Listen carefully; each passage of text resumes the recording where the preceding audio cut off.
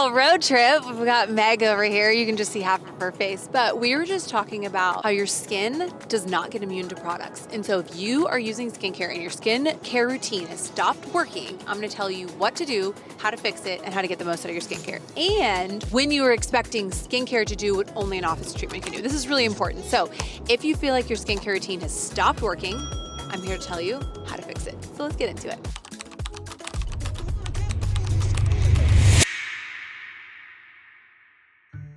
So there's this idea that consistently goes around that says that your skin gets immune to products and that you need to switch up your routine to start seeing results.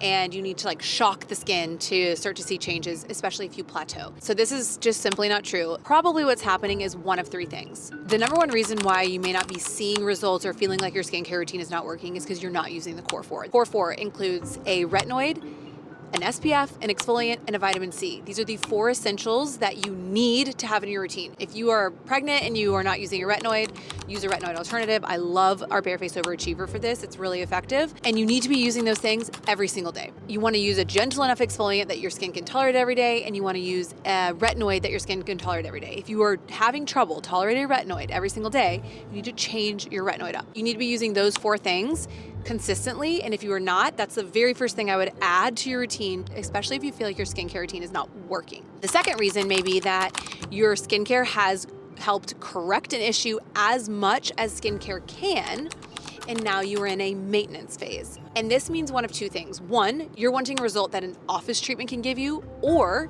you are wanting a result that maybe you need a prescription strength product to add to your routine to help further address your situation. So for example, if you have melasma, one of 2 things can happen. One, you're only getting a certain amount of lightening and brightening from an over-the-counter routine, and you need to either look into hydroquinone to further really address some of that stubborn pigment, or you need to really think about lifestyle modifications that need to be made because your skincare routine can only do so much. The third thing, and it kind of piggybacks on the second, is that your skin is needing a complementary treatment, maybe an office treatment like a laser, microneedling, chemical peel, that skincare alone cannot do.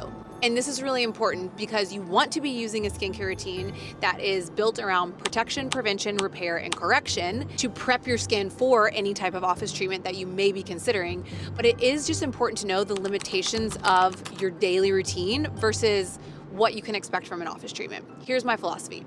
80% of your results come from your at-home routine. This is the most important thing to focus on, so don't even get in the world of office treatments until you are dialed in on your at-home routine. So skincare is the foundation of having good skin. And then once you feel like your skincare has done all it can do, you kind of follow that path where, okay, now do I need to look into maybe anything prescription, depending on what my concerns are, if it's acne or stubborn pigment or melasma or rosacea, or do I need to look at an office treatment to add on to really boost my collagen production? When you get to be your 30s, that's when you can really look into these office treatments. So I like to think of a microneedling as a great option for, especially for acne scarring, for collagen boosting, and for melasma patients who you want to be really careful using lasers around. Really, once you're over 35, this is my personal opinion, I jump into more of a CO2 laser because you really are at your crucial years. You've had about 15 years of decrease in collagen production because collagen production decreases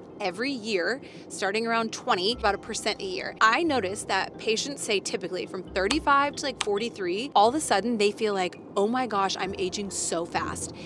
That's true and not true. It's not really that you're aging so rapidly. It's just that time period is when you start to see, oh wow, my senescent cells, which are zombie cells, which damage the healthy cells around them, have increased. My collagen, hyaluronic acid, and elastin production has decreased. And 15 years later, I'm really starting to see the effects of that. It's pretty much a standard that 35 to 43 is all of a sudden women are oh my gosh, I'm aging so fast. So the good news is there's things to do about it, but there's only so much skincare can do, and it really goes hand in hand with adding in these collagen boosting office treatments to fully address the skin. I don't think right now there's anything that impressive non-invasive for skin tightening, but I do think there's a lot we can do for volume loss or facial imbalance with injectables.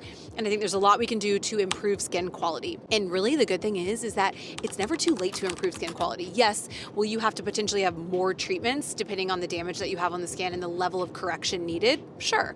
But like we've done a CO2 to patients in their 80s and they're still seeing results and they're still seeing improvement in their skin and they're still seeing collagen production. So it's like, it's never too late. Those are the 3 reasons why I typically find that people say their skincare routine is not working. Okay, let me just do a quick run through of like what the core 4 is and why you need them. So your exfoliant. We have toning pads for this. They're very gentle, intended for daily use. If you are not removing the dead, dull skin cells from the surface of the skin, the rest of your products are not able to do their thing. This is essential. I love a chemical exfoliant. The chemical exfoliant not only is more gentle on the skin, but it also gets deeper into the skin, so it's more effective. It can help wash out the pores depending on what acids it has in it. So our toning pads have alpha hydroxy, beta hydroxy acids, and so one kind of works on the surface of the skin, getting rid of those dead, dull skin cells, and then one goes in and kind of washes out the pores. I would say if you're not sure what product to start with outside of sunscreen, this is a great one to start with. I think an SPF is pretty self-explanatory. 90% of skin aging comes from the sun. And if you can protect your skin every day from the sun, you're protecting the investment you're making, one, in skincare, and you're going to have less collagen degradation over time. It is essential. You must use it every single day. If you have dark spots, I recommend a tinted SPF because it can also help protect against visible light. And visible light is a contributor to dark spots. So this is just a little tip. Those are the 2 starters. Then you're building on core 4, vitamin C. An absolute must. It is a building block for collagen. It helps to fight premature skin aging in the skin. It can boost the efficacy of your sunscreen. It is a really incredible ingredient. It's very, very well studied. At this time, L-ascorbic acid is the most well-researched vitamin C available. I love that product. I know I can trust it. It's important to get one that you trust because there is oxidation that can happen over time. Some of it is anticipated and we expect it to happen. Typically, with an L-ascorbic acid-based serum, you want to be using that within 3 months of opening for the best results. I love twice daily. I think about vitamin C in the morning to help protect and prevent. And I think about vitamin C in the evening to help encourage collagen production because the body needs vitamin C to pull from to make more collagen. So that's why I like a twice daily application. But if you're only wanting to use it once a day, use it in the morning. And then we can't forget about your retinoid. And the reason why you need a retinoid is because you want to boost your cellular turnover. And as we age, our cellular turnover slows down. Well, think about a baby. Their cellular turnover is so quick. It's probably like 7 to 14 days. Well, as we age, that number just increases. And that's what makes our skin not only look aged, but it looks dull. And this is what keeps our fresh, healthy skin cells at the surface of the skin, and then you exfoliate to get the dead skin cells off. That is your core 4. They are a must, and if you can do that, your skin is going to look so much better. Just make sure that you are using a cleanser and a moisturizer on the bookends of that to fully round out your routine. Okay, and a quick rundown to decide if it's time to get an office treatment. 3 to 6 months goes by. You've got to give your skincare time to work. It's like a workout for your skin. So at least give it 6 weeks to start doing anything. Think about how long it takes to see changes in your body from working out. Same thing applies with your skin. And another thing that I really like is getting these treatments done in the fall or winter, sometime when you're just not going to be in the sun a lot, is a really nice time to think about doing an office treatment. Now, what you can expect from skincare is so different than what you can expect from Botox. Botox is working on the muscle to relax the muscle underneath the skin. So they really work hand in hand because Botox is going to help the skin look better by not allowing it to crease so much. And then your skincare can also work more effectively by also not having a bunch of like crunching going on all the time. Botox works on lines of expression. So think about between the brows, forehead, around the eye area. And then there's also a lot of benefits of getting it around the lower face. Women are just hyper expressionate around the face. And so if you can soften these areas, you're not going to have the fine lines around the mouth as much. I think of Botox as like softening the face. You don't want to fully take away the movement, but you want to soften those lines if that's something you're interested in. If you are targeting things like pigmentation, there are treatments like chemical peels and lasers. Your skin needs to be properly treated before. That can be really, really effective. But truly, prepping the skin before is really important. And then just finding a provider that you trust to recommend a procedure that is going to be effective for you. Because if you have melasma, you're not going to want to be doing an IPL or a BBL.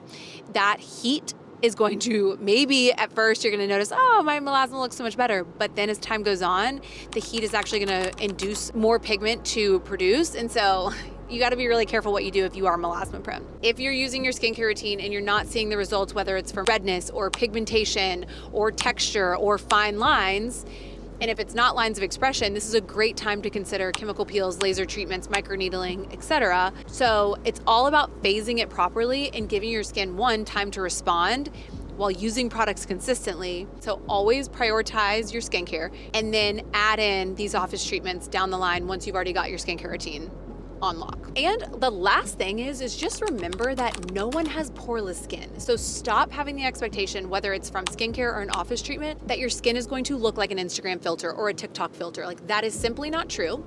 We all have pores. You're gonna have a breakout. There's nothing you can do to like prevent never having a breakout again, just like you can never prevent having a stomach ache again. We are humans and the skin is an organ. So it's really important to not compare our skin to a filter because it's just not true. Thank you so much for being here today. If you have any questions, don't hesitate to drop them below. And don't forget to like and subscribe. See you next week.